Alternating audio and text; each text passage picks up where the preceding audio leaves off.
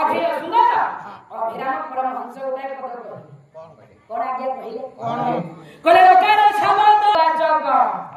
ताले आज्ञा कहिबो विश्व बड़ ना जगत बड़ जगत बड़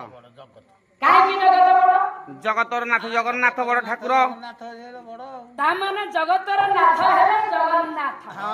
प्रभुंकर वर्तमान जेउ हो जातरे सब चाली कोटि कोटि भक्त पुंडरे जगह को दर्शन करू मंदिर भीतर जाओ जे प्रभु को हमें दर्शन न करि पारथिले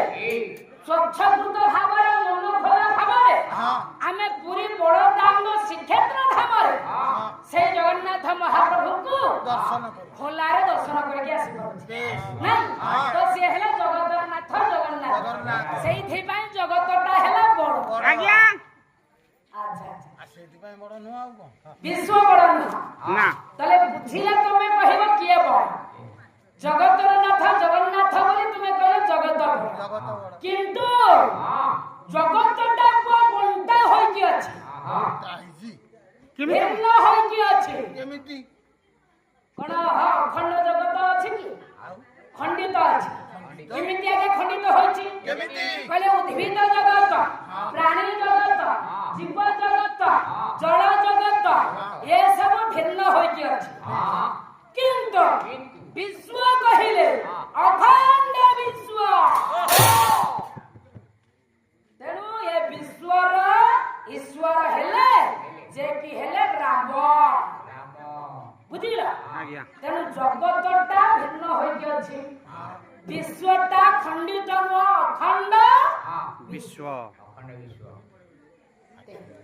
सेई विश्वर ईश्वर हेले ठाकुर हेले जे कि सेई मर्यादा पुरुषोत्तम भगवान आज्ञा राम बा ताले केउ राम हेउछनि संसार रे भगवान तो बुझिबा केउ राम केते जण संसार राम अछंती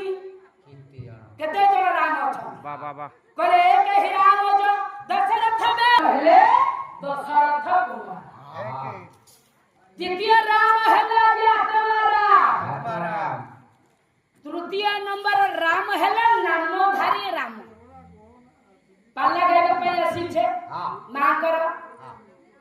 ना नहीं आज्ञा कि जे कोनोसी आज्ञा पुत्रटिए जन्म हेले गां गहली रे हुए तो किए नामकरण करू छते राम ये हेले नामधारी राम चौथा राम जो जगत से न्यारा यस 4 नंबर राम से हेले जगत ठाकुर हां ताले से केउठी केउटी करे ईश्वर लागी ये संसार संसार विश्व